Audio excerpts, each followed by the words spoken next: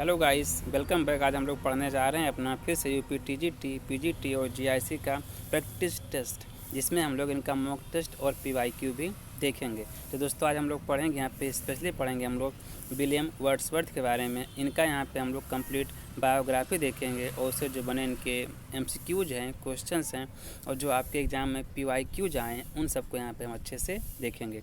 तो चलिए हम शुरुआत करते हैं। बताया गया, देखिए यहाँ पर कह रहा है कि इनका हमारा क्या है, जन्म और इनका परिवार। इनका पढ़ेंगे पहले हम लोग यहाँ पे अर्ली लाइफ के बारे में पढ़ेंगे इनको हम। कह रहा है कि इनका पूरा नाम था विलियम वर्ड्सवर्थ। इनका कंप्लीट नेम, फुल नेम था विलियम वर्ड्सवर्थ। इनका जन्म तिथि क्या है, इनका बर्थ डेट क्या है। इनका बर्थ डेट है 7 अप्रैल 1770। इनका जन्म की तिथि जो है वो 7 अप्रैल 1770 में है। और कह रहा है इनका बर्थ प्लेस क्या है, कोकरमाउथ क्यूम्बर लैंड है, जो कि कहाँ पे है, इंग्लैंड के लेक डिस्ट्रिक्ट के वो पास में है। ठीक है, याद रखिएगा। इनके पिता का नाम जॉन वर्डवर्थ, देखिएगा इनका नाम विलियम वर्ड्सवर्थ है और इनके पिता का नाम है जॉन वर्डवर्थ है, जो क्या थे, लॉयर थे, जो एक लॉयर थे, वकील थे। और लॉर्ड कह रहा है कि लॉन्स डेल के लिए काम करते थे। काम किसके लिए करते थे, ये काम करते थे यहाँ पे लॉर्ड लॉन्स डेल के लिए इनके पिताजी काम करते थे। इनकी माता का नाम था, एने कुक्सन। देखिए इनकी माता का नाम था एने कुक्सन, जो क्या थी, वर्ड्सवर्थ के 8 साल के, जब वर्ड्सवर्थ 8 साल के थे तो इनकी माता का देहांत हो गया। याद रखिएगा, इनकी माता का देहांत कब हुआ, जब वर्ड्सवर्थ 8 साल के थे तो इनकी माता का देहांत हो गया था।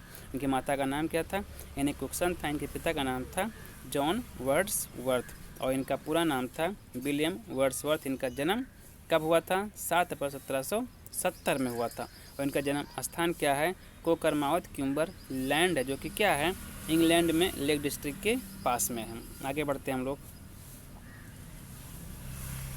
इनकी बहन का नाम, इनकी सिस्टर का नाम था डोरोथी वर्डवर्थ।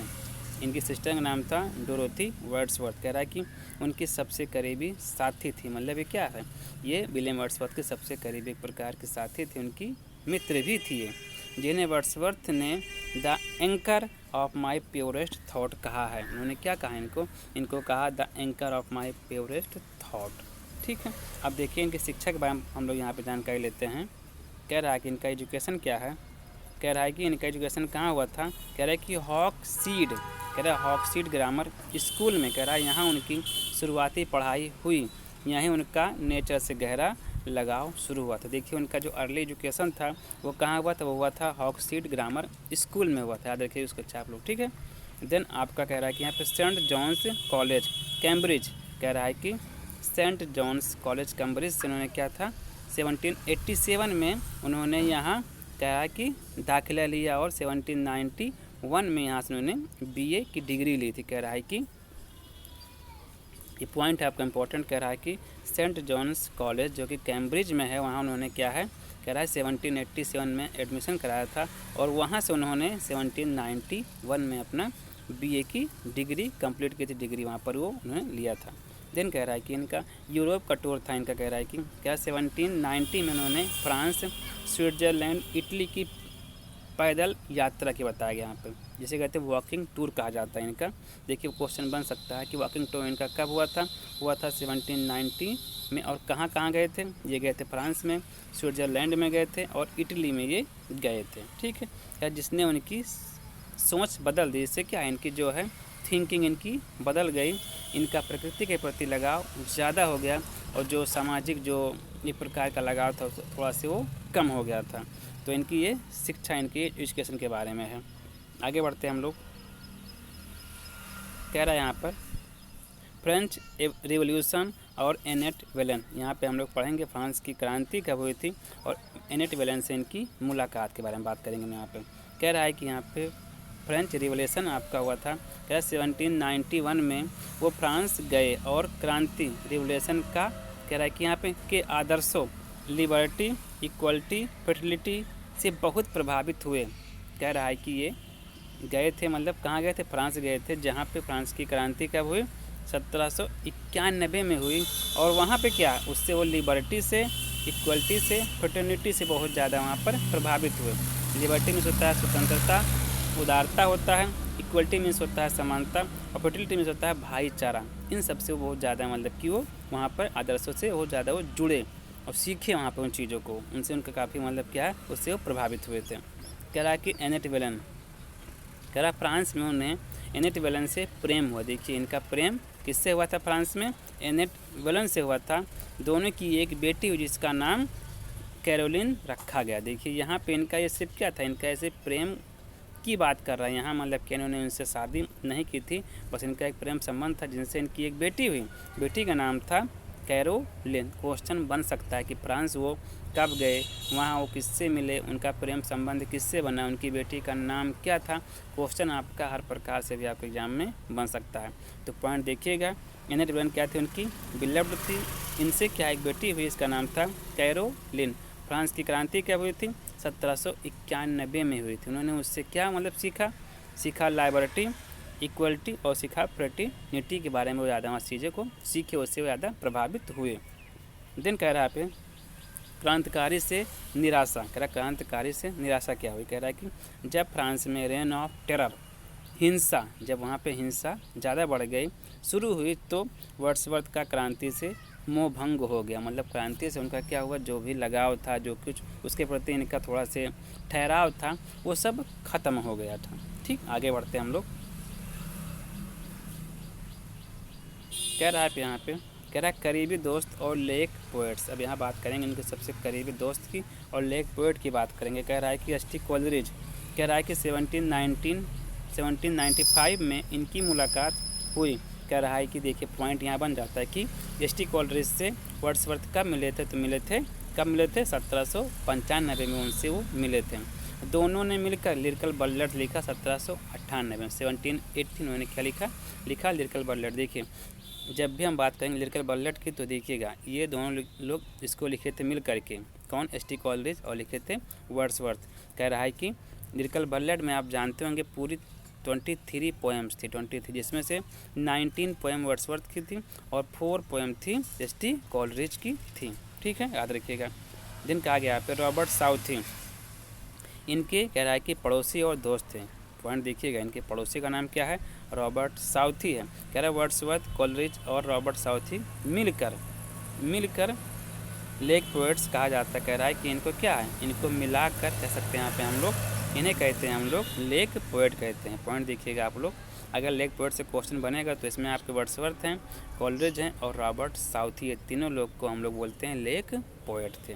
ठीक है, आगे बढ़ते हैं हम लोग।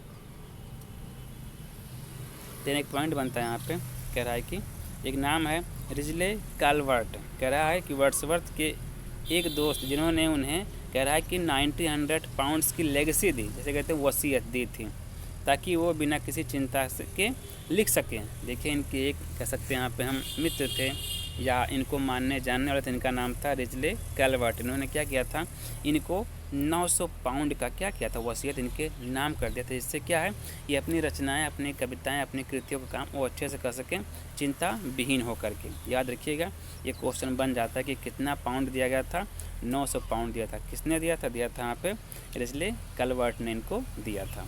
आगे बढ़ते हैं। अब पॉइंट बन जाता है यहाँ पर इनका, कह रहा है कि इनका व्यक्तिगत जीवन और इनका मौत। कह रहा है इनकी देखिए शादी, इनकी शादी कब हुई थी, इनकी शादी कह रहा है 1802 में उन्होंने अपनी कह रहा है बचपन की दोस्त मैरी हचिंसन से शादी कर ली। देखिए पॉइंट आपको मिला था ऊपर कि जो एनेट वेलन थी, यहाँ पे पॉइंट आपको मिला था ये इनसे केवल इनका प्रेम संबंध था, इससे इनकी एक बेटी हुई जिसका नाम था कैरोलिन। लेकिन इन्होंने शादी किससे किया था, इन्होंने शादी किया था सारा, शायद उनकी बेटी का नाम था। शादी उन्होंने किया था मैरी हचिंसन से, उन्होंने शादी किया था। शादी कब किया था, शादी किया था 1802 में शादी इनसे हुई थी। और इनकी बेटी का नाम क्या था, याद रखिएगा, इसमें शायद पॉइंट नहीं दिया गया। इनकी बेटी का नाम था सारा हचिंसन। ठीक है, जो किससे पैदा हुई थी मैरी हचिंसन से। याद रखिए इसको अच्छे से आप लोग। इनकी बताया गया बहन का नाम क्या था, डोरोथी था। डोरोथी वर्डवन की बहन का नाम था। कह रहा है कि इनका निवास स्थान क्या था, कह रहा है वो डब कॉटेज, जिसे ग्रेस मेयर और बाद में रिडल माउंट में रहे। कह रहा है स्टार्टिंग में कहाँ रहे थे, यहाँ पे रहे थे डब कॉटेज में, जो कि ग्रास मेयर में था। और कह रहा है कि अपने मौत के समय चले गए थे रिडल माउंट में, ये चले गए थे, रहने के लिए चले गए थे। कह रहा है कि पॉइंट आपका नेक्स्ट बनता है पोएट लॉरेट। कह रहा है कि 1843 में मतलब 1843 में रॉबर्ट साउथी की मौत के बाद वो पोएट लॉरेट बने। कह रहा है कि याद रखिएगा आप लोग, पोएट लॉरेट बने थे रॉबर्ट साउथी की मौत के बाद बने थे आपके वर्ड्सवर्थ, वहाँ के पोएट लॉरेट बने थे। और कब बने थे? 1843 में बने थे। ठीक है, बने थे। फिर कहा उन्होंने शर्त रखी थी कि वो कोई भी ऑफिशियल ओड नहीं लिखेंगे। उन्होंने शर्त रखी थी पोएट लॉरेट बनते समय कि वो क्या है, कोई किसी प्रकार से वो क्या है, ऑफिशियल ओड नहीं लिखेंगे। ठीक है, आगे बढ़ते हैं हम लोग। कह रहा है कि मौत, कह रहा है कि 23 अप्रैल 1850, कह रहा है कि 23 अप्रैल 1850 पेल्सी की वजह से इनकी मौत हो गई थी। याद रखिएगा 23 अप्रैल आप लोग का संबंध जानते हैं किससे? खास करके विलियम शेक्सपियर से। आप जानते हैं 23 अप्रैल 1564 में शेक्सपियर का जन्म हुआ था और 23 अप्रैल डेट देखिए सेम है, 1616 में उनकी मृत्यु भी हो गई थी। किसकी?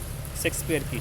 तो यहाँ पे डेथ क्या है, इनका भी क्या है, वो सेम है, 23 अप्रैल है, लेकिन इनका ईयर क्या है, 1850 है। ठीक, कह रहा है कि उन्हें सेंट ओसवाल्ड चर्च जो ग्रेसमेयर में है वहाँ पर उनको दफना दिया गया। किसको? वर्ड्सवर्थ को दफना कहाँ गया था? कहा गया सेंट ओसवाल्ड चर्च में इनको दफनाया गया, जो कहाँ पे था? ग्रेसमेयर में था ये। अब कुछ पॉइंट बनता है आपका यहाँ पर। कह रहा वर्ड्सवर्थ के बारे में कुछ डीप और अननोन पॉइंट्स है। कुछ इनके बारे में कुछ लोगों ने कुछ क्रिटिसाइज किया, कुछ लोगों ने कुछ प्रेज किया है, कुछ बातें की है, तो ये बताया जाएगा आपको यहाँ पे। कह रहा है कि ईगोस्टिकल सब्लाइम, कह रहा है जॉन कीट्स ने ये टर्म वर्ड्सवर्थ के लिए यूज किया था, क्योंकि वर्ड्सवर्थ हर चीज़ को अपने नज़रिए से देखते थे। देखिए बताया गया, मतलब क्या है, वो हर चीज़ को देखते थे अपने नज़रिए से। जैसे एक प्रकार से होता नहीं नज़र, कि हर चीज़ को प्रकृति से जोड़ के चलते थे। तो इसीलिए जॉन कीट्स ने उनको क्या कहा था? उनको कहा था ईगोस्टिकल सब्लाइम कहा था उनको। देन लॉस्ट लीडर है, कह रहा है कि रॉबर्ट ब्राउनी ने उन्हें लॉस्ट लीडर कहा था, क्योंकि उन्होंने क्रांतिकारी विचार छोड़कर सरकारी पद पोएट लॉरेट स्वीकार कर लिया था। याद रखिएगा, क्वेश्चन बनता है कि उनको लॉस्ट लीडर किसने कहा था? कहा था रॉबर्ट ब्राउनी ने इनको लॉस्ट लीडर कहा था। याद रखिएगा, ठीक है। देन आपका आता है स्पिरिचुअल ऑटोबायोग्राफी। क्या द प्रेल्यूड को उनकी मानसिक विकास की कहानी माना जाता है? आपका पॉइंट बनता है कि प्रेल्यूड आपका किस प्रकार का आपका जेनरा है, किस प्रकार का आपका प्ले है। तो याद रखिएगा एक प्रकार का इनका ये स्पिरिचुअल ऑटोबायोग्राफी इनका है। ठीक है, जो लिखा गया था 1850 लिखा गया था, तो 1805 में, याद रखिएगा। बट पब्लिश हुआ था 1850 में वर्ड्सवर्थ की मृत्यु के बाद में, और पब्लिश किया था इनकी वाइफ ने किया था। ठीक है, जिसका नाम क्या था? पढ़े था ऊपर यहाँ पे, नाम था उनकी वाइफ का मैरी हचिनसन नाम था। याद रखिएगा आप लोग अच्छे से।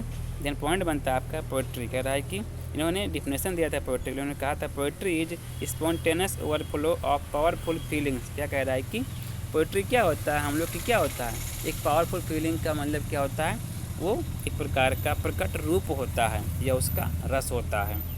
It takes its origin from emotions recollected in tranquillity, जो कि हम लोग के हृदय से शांतिपूर्वक निकलता या प्रकट होता है। ये बहुत इंपॉर्टेंट इनके बारे में डिफिनेशन कहा गया, किसके बारे में कहा गया, पोएट्री पोएम के बारे में बताया गया, और ये क्वेश्चन आपका एग्जाम में आपके बनता है। देन यहाँ पॉइंट बन जाता है आपका major philosophy. Major philosophy means क्या होता है आपका, जानते होंगे आप लोग, मुख्य दार्शनिकता। कह रहा है कि पैनेथिज्म नेचर ही भगवान। इन्होंने कहा था, इन्होंने क्या कहा था, वर्ड्सवर्थ ने कहा था प्रकृति हमारा भगवान है। आगे बढ़ते हैं हम लोग। अब यहाँ पे कुछ आपका रिवीजन पॉइंट बताया गया है।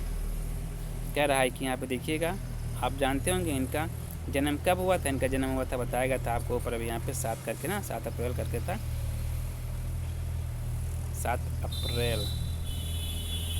पॉइंट पे बहुत अच्छे से गौर करना आपको, ये 7 अप्रैल करके गलती कहीं नहीं करना आपको, ठीक है।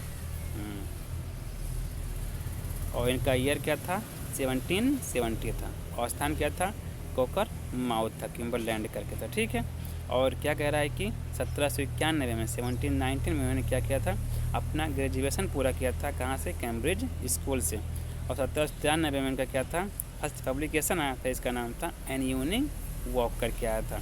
जब 1795 में इनकी मुलाकात किससे हुई थी? एस.टी. कॉलरेज से हुई थी, जब दोनों मिल करके मतलब 1798 में पब्लिश किया था अपना लिरिकल बल्लड्स, जो बताया गया था आपका कि जिसमें क्या थी, पूरा 23 पोएम्स थी, जिसमें से 19 पोएम वर्ड्सवर्थ की थी और 4 पोएम एस.टी. कॉलरेज की थी। आगे बढ़ते हैं हम लोग।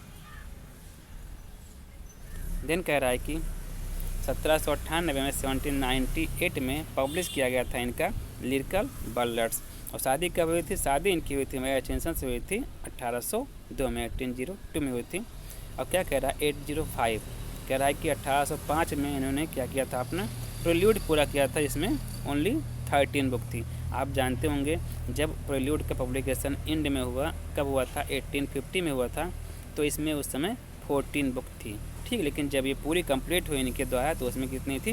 उसमें थी उस समय 13 बुक ही थी। और कब थी ये? 1805 में थी। बताया गया यहाँ पे देखिए, कह रहा है कि 1843 में 1843 में इनको बनाया गया था पोएट लॉयड इंग्लैंड का। किसकी मौत के बाद बताया गया था? बताया गया था रॉबर्ट साउथी के बाद में, ठीक है। उसके बाद में देखिए 1850 में इनका क्या हुआ? डेथ हो गया था। और इसी ईयर में द प्रेल्यूड का पब्लिकेशन भी हुआ था इनकी मृत्यु के बाद में, जिसमें बताया गया 14 बुक्स थी और इनकी वाइफ ने इसको पब्लिश किया था। आगे बढ़ते हैं हम लोग। तो इस प्रकार से आपने कुछ पॉइंट इसका देखा और कुछ पॉइंट अब यहाँ पे हम लोग और देखते हैं अच्छे से। देखिए कह रहा है कि इनका अर्ली वर्क क्या है, शुरुआती इनकी रचनाएं क्या। कह रहा है कि सबसे पहले इनका आया था एन यूनिंग वर्क आया था, जो आया था 1793 में आया था, अभी ऊपर आपने पढ़ा था। कह रहा है कि ये वर्ड्सवर्थ का सबसे पहला बड़ा काम था। ये एक डिस्क्रिप्टिव पोएम है जो लेक डिस्ट्रिक्ट के कह रहा है कि नज़ारों पर आधारित है। लेक डिस्ट्रिक्ट को देख करके उन्होंने इसके बारे में, उसी के बारे में कुछ लाइन लिखा है, इसी को बोला गया यहाँ पे एन यूनिक वर्क, जो लिखा गया था 1793 में, इसका पब्लिकेशन भी है। देन कह रहा है कि यहाँ पर कह रहा है पोप के स्टाइल हीरोइक कपलेट में इसको लिखा गया। देखिए जब भी हीरोइक कपलेट की बात करेंगे तो हाँ भैया आपके कौन रहेंगे? अलेक्जेंडर पोप की हम लोग बात करेंगे। कह रहा है कि यहाँ पे डिस्क्रिप्टिव स्केचेज भी इनका कब आया था? यहाँ पे 1793 में। देखो उस समय आपकी इनकी 2 पोएम आई थी, एक एन इवनिंग वॉक करके आई थी, एक आई थी डिस्क्रिप्टिव स्केच करके आई थी, ठीक है। कह रहा है कि ये पोएम वर्ड्सवर्थ के कह रहा है कि 1790 के फ्रांस और अल्प्स टूर के अनुभव पर आधारित है। याद रखिएगा ये किस पे बेस है इनका? ये जब फ्रांस टूर गए थे अल्प्स, और कह रहा है कि फ्रांस और अल्प्स के ये क्या है? अनुभव पे आधारित ये पोएम है। इन दोनों वर्क्स ने दिखा दिया कि वर्ड्सवर्थ नेचर के बहुत बड़े प्रेमी थे। प्रकृति के जानबे करते हैं आप, नेचर पोएट की जब भी बात करते हैं तो वहाँ पे नाम आता है वर्ड्सवर्थ का ही नाम आता है। कह रहा है कि द बॉर्डर्स क्या था? इनका एक प्रकार का आप जानते हैं ये ट्रेजेडी, इनकी ये एक ही इन्होंने लिखा ट्रेजेडी, जो क्या है द बॉर्डर्स करके। ये कब लिखा गया था? 1795 से 97 के बीच में इसको लिखा गया, पब्लिश किया गया था। दिन बताया गया, कह रहा है ये वर्ड्सवर्थ का एकमात्र, देखिए यहाँ पे वर्ड्स ट्रेजेडी प्ले कौन सा है? द बॉर्डर्स करके है, जो किंग हेनरी कह रहा है कि 3rd के समय पर सेट है, उन्हीं की बेस पे ये चीज़ें लिखी गई हैं।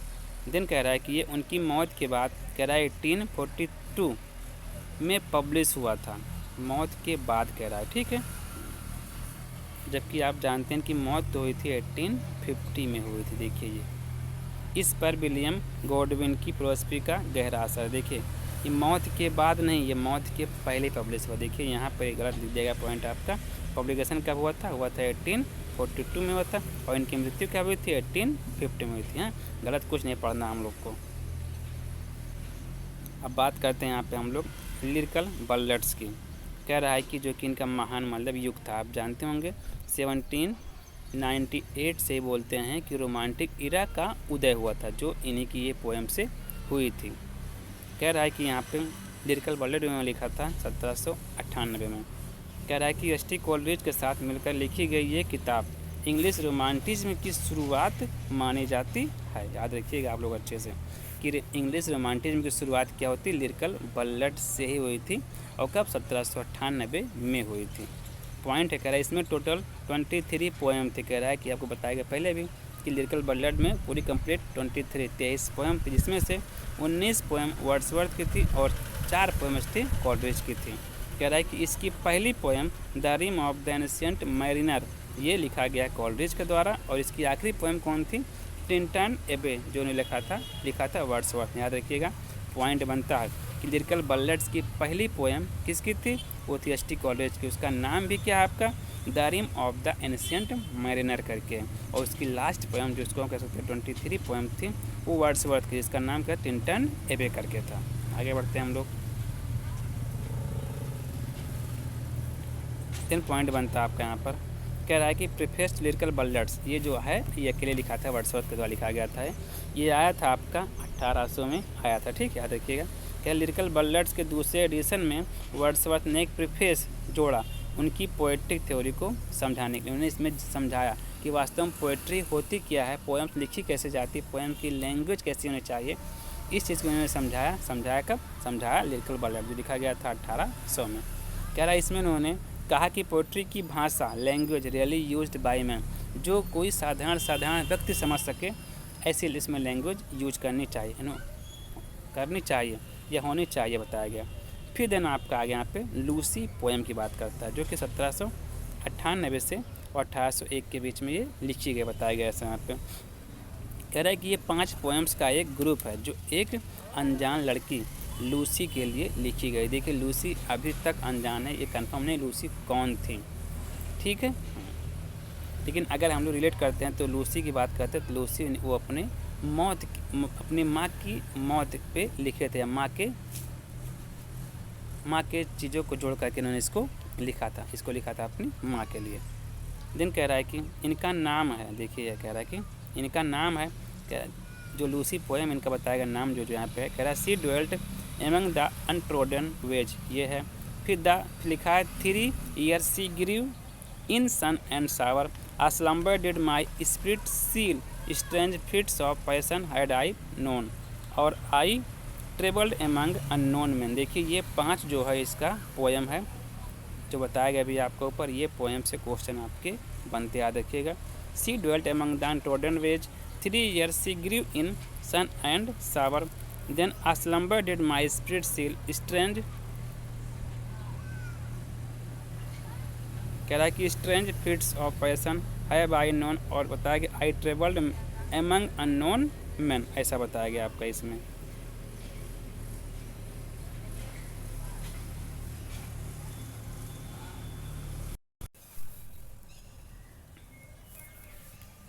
देखिए, इनके कुछ मेजर पोएम्स और ओड्स करके हैं, बताया गया आपका। कह रहा है कि ओड, देखिए पहला इनका है, कह रहा है ओड इंटीमेशन ऑफ इमोरलिटी, जो कि आपका 1807 में इनका आया था। ठीक है, याद रखिएगा आप लोग, ये क्वेश्चन आपका बन जाता है कि इंटीमेशन इमोरलिटी आपकी क्या है, तो याद रखिएगा ये एक प्रकार की ओड है।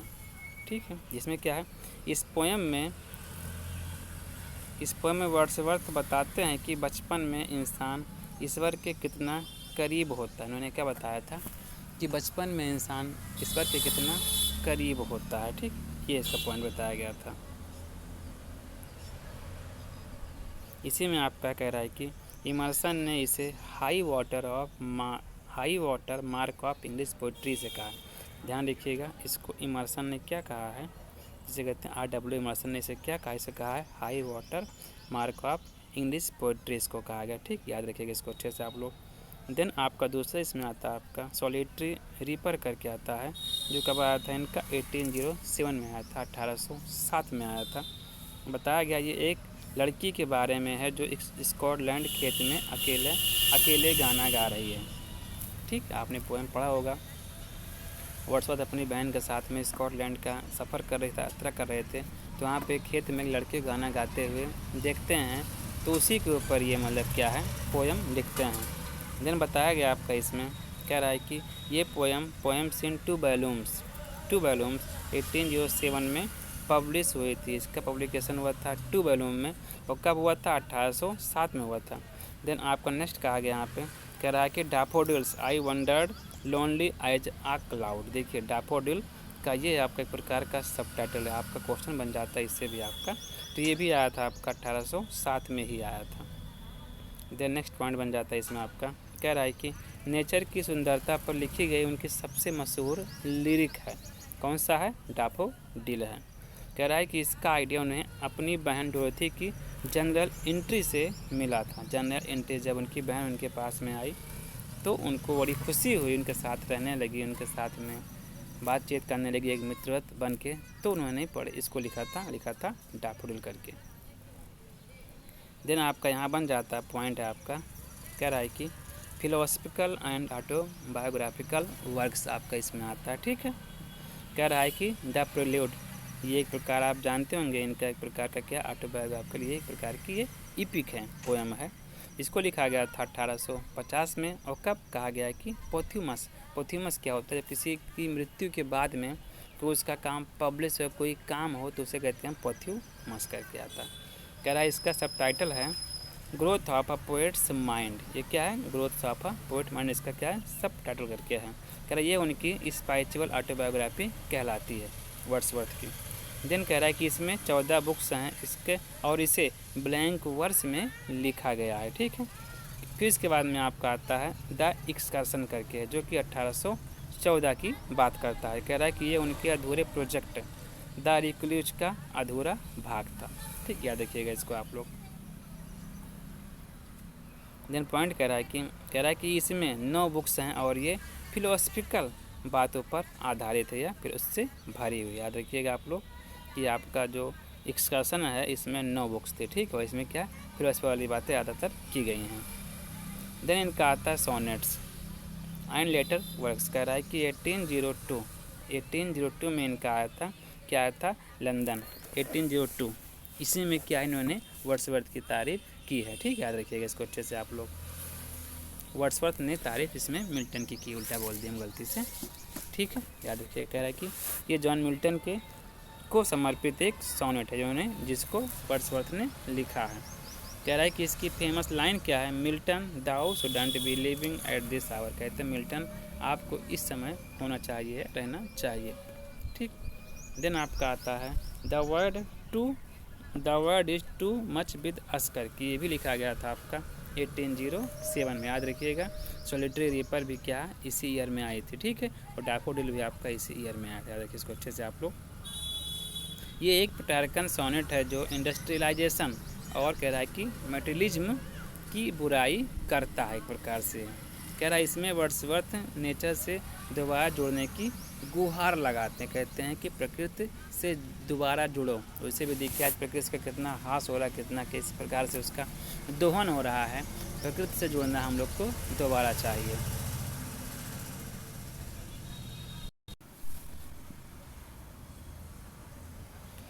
नेक्स्ट है आपका, कह रहा है कि इसमें देखिए आपका कह रहा है कि इलेक्ट्रिकल सोनेट्स करके है, जो कि 1822 में आई थी। कह रहा है कि ये 132 सोनेट का कलेक्शन है जो इंग्लिश चर्च की हिस्ट्री पर आधारित है। याद रखिएगा इस पोएम का नाम है, इस सोनेट का नाम है इलेक्ट्रिकल सोनेट करके। ठीक है, जो कि 1822 में आया था। इसका बेस क्या था, इंग्लिश चर्च की हिस्ट्री पर यह है। देन आपका इसमें कुछ की पब्लिकेशन ईयर आता है। कह रहा है कि देखिए लिरिकल बल्लेट पब्लिकेशन कब हुआ था, 1798 में हुआ था। और इसी में क्या हुआ था, रोमांटिक एज की शुरुआत हुई थी। लिरिकल बल्लेट जिसमें प्रीफेस ऐड किया गया था, ये आपका 1800 में आया था। Lyrical ballads with appendix on poetic diction, ये आया था आपका 1802 में आया था। देन आया था पोएम्स इनटू वॉल्यूम्स करके है, जो कि आपका 1807 में आया है। देन द एक्सेशन करके आपका 1814 में आया था। द प्रेल्यूड जिसको पब्लिश किया गया था इनकी मृत्यु के बाद में, ये आई थी 1850 में, जिसको पब्लिश किया गया था इनकी पत्नी मैरी हचिनसन के द्वारा। इसमें क्या है, 14 बुक्स हैं। अब इसमें कुछ मेजर इनके मतलब स्पीच आते हैं। इन्होंने कहा था the child is the father of man. ये एक प्रकार का पैराडॉक्स करके है, और किसमें है, माई हार्ट लीप्स अप, इसी को बोलते हैं रेनबो करके भी इसका सब टाइटल है। देन 10,000 सा एट आ ग्लैंस, ये एक प्रकार का देखिए हाइपरबोली है जो डैफोडिल्स पोएम से ली गई है। I wonder lonely as cloud, ये लिया गया आपका इस सिमली, एक प्रकार का सिमली आपका फिगर ऑफ स्पीच है। और ये लिया गया आपका डैफोडिल से, देखिए आपका यहाँ पे 2 लाइन यहाँ पर है। और ये लिया गया आपका माई हार्ट्स लिप्स, आप देखिए इसका बताएगा कि इसमें आपका फिगर ऑफ स्पीच क्या है और ये किससे लिया गया है। देन आपका आता है इंपॉर्टेंट इनका वर्क, आपका टिंटन एबे, आप जानते होंगे। कह रहा है कि ये लिरिकल बल्लेट की लास्ट पोएम है। इसमें नेचर के 3 स्टेज बताए गए हैं। पहला इसमें स्टेज क्या है, फिजिकल अट्रैक्शन, कह रहा है बचपन में नेचर सिर्फ खेलने की जगह है, देखिए ये कह रहा है कि। देन का स्टेज सेकंड है सेंसरी पैशन, नेचर की सुंदरता आँखों को सुकून देती है। देन इसका थर्ड स्टेज है, कह रहा है कि यहाँ पर स्पिरिचुअल कनेक्शन, अब नेचर उन्हें इंसानियत का दर्द और कह रहा है कि दर्द और still sad music of humanity सुनाती, अब इंसानियत, अब प्रकृति में क्या है, क्या घटना घट रही, प्रकृति कैसी है, ये समझ में आता है। तो कह रहा है कि यहाँ पे इसका जो है 3 बताया गया आपका स्टेज है। फर्स्ट में ये है, सेकंड में, थर्ड में। क्वेश्चन आपका इससे ये बन जाता है, ठीक है। आगे बढ़ते हैं हम लोग। देन आपका यहाँ पे कह रहा है ode on intimation of immorality, कह रहा है कि इसमें वर्ड्सवर्थ ने pre essential of the soul का आइडिया बताया। इसका मतलब क्या कह रहा है, उन्होंने माना है कि बचपन में हम ईश्वर के करीब होते हैं, इसलिए नेचर ज़्यादा चमकीली दिखती है, लेकिन बड़े होते ही वो चमक, वो धमक, विजनरी ग्लीम खो जाती है। कह रहा है कि जब हम पैदा होते हैं, लगभग कहा गया 6 महीने तक बच्चा जो प्रकृति से जुड़ा रहता है, इसलिए उसमें अलग चमक धमक होती है, लेकिन जब धीरे धीरे बड़ा होता है तो प्रकृति से उसका धीरे धीरे करीबीपन जो ख़त्म हो जाता है, इसलिए बच्चा क्या प्रकृति की चीज़ों से जुड़ना कम हो जाता है, उसका लगाव कम हो जाता है। देन आपका आता है रिसोल्यूशन एंड इंडिपेंडेंस, कह रहा है इस पोएम को द लीच गदरर भी कहते हैं, भी कहा जाता है। याद रखिएगा, ये इसका दोनों का अपना आपस में दूसरे का सब टाइटल है।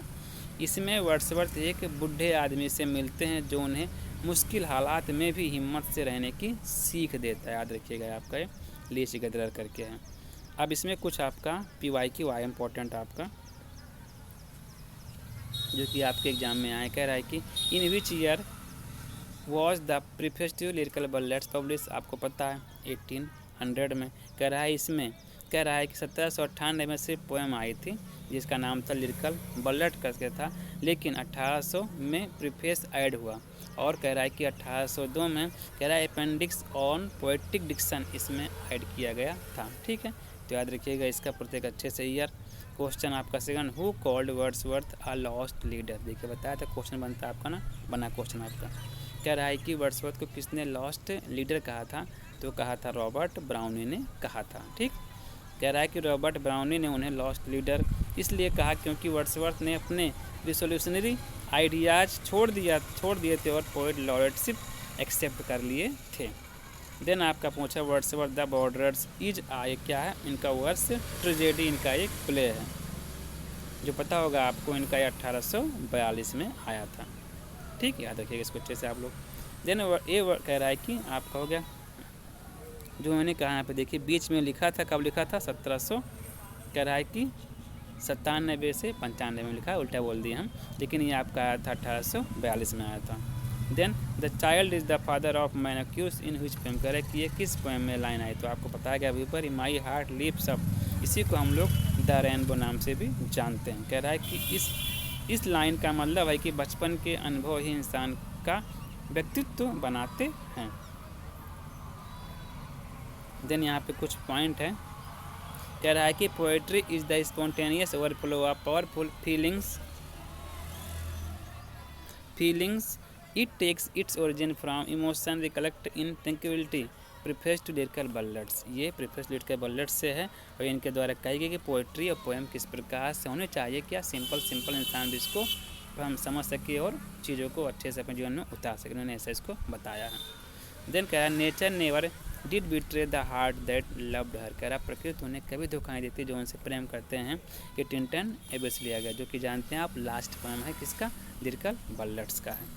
फिर the world is too much with us late and soon getting and spending we lay waste our powers, ये आपका लिया गया the world is too much with us, इसमें प्रकृति से जुड़ने के लिए कभी आपके पोएट आपके वर्ड्सवर्थ जी कहते हैं। देन इसका हमारा थोड़ा सा यहाँ पे रिविजन करके आता है, रिवीजन है। कह रहा है कि देखिए यहाँ पे फिलोसफी कह रहा है कि फिलोसफी इनका क्या था, फिलोसफी मतलब बेस आपका क्या था, इनका पैंथीज्म है, इसको नेचर पोएट भी कहते हैं। किसको कहते हैं? वर्ड्सवर्थ कहते हैं। इनकी सिस्टर का नाम क्या था? डोरथी वर्ड्सवर्थ। कह रहा है कि उनके जनरल से वर्ड्सवर्थ को काफ़ी हेल्प मिलती, मतलब उनके जनरल नॉलेज से, उनके साथ होने से उनको काफ़ी वर्ड्सवर्थ को हेल्प मिलती है। इनके फ्रेंड का नाम था स्टीव कॉलरिज और इनकी स्टाइल क्या थी? Common language for common man करके था। तो इस प्रकार से आप लोगों ने इनका बेसिक देख लिया है। ये इनका आज ओनली केवल बायोग्राफी है। अब हम लोग कल डिस्कस करेंगे इनके कुछ मॉक टेस्ट के बारे में, जो आप नीचे देख रहे हैं। इसमें 100+ क्वेश्चंस हैं। ये आपके PYQ लेवल के हैं, फ्रेश हैं और कंटेंट ओरिजिनल इम्पोर्टेंट है, एग्ज़ाम ओरिएंटेड है। कोई भी कंटेंट बेवजह आपको किसी भी तरीके से नहीं मिलेगा। कंटेंट देखे समझाने में हमको प्रॉब्लम आएगी, बट आपको समझना है उसको अच्छे से, क्योंकि हम खुले माहौल में बैठे हैं। यहाँ पे ध्यान भटकता रहता है, क्योंकि अपने पास में यहाँ पे कोई क्लोज स्पेस नहीं है। तो आप लोग अगर सपोर्ट करेंगे तो क्लोज स्पेस भी बन जाएगा आपको अच्छे से पढ़ाने के लिए, डिजिटल बोर्ड भी लग जाएगा। But just you have to help me to go there. तो दोस्तों गाइस, आज के लिए इतना ही। आगे हमसे जुड़ने रहने के लिए आपको बस एक काम करना है, RJ सुखी एकेडमी चैनल को सब्सक्राइब करना है, जिससे आने वाली सभी वीडियो आपको अच्छे से मिलते रहे और कंटेंट आपको यहाँ पे दोनों मिलेंगे, चाहे वो आपका ग्रामर का हो, चाहे लिटरेचर का हो, और एग्ज़ाम बेस्ड, एग्ज़ाम ओरिएंटेड ही मिलेंगे। अगर वीडियो आपको अच्छी लगती है तो आपसे निवेदन है कि चैनल को सब्सक्राइब कीजिएगा, वीडियो को लाइक कीजिएगा और अपने दोस्तों में शेयर कीजिए। यदि कोई कमी लगती है तो कमेंट आप जरूर करिएगा। ओके दोस्तों, आज के लिए इतना ही। Thanks for watching me.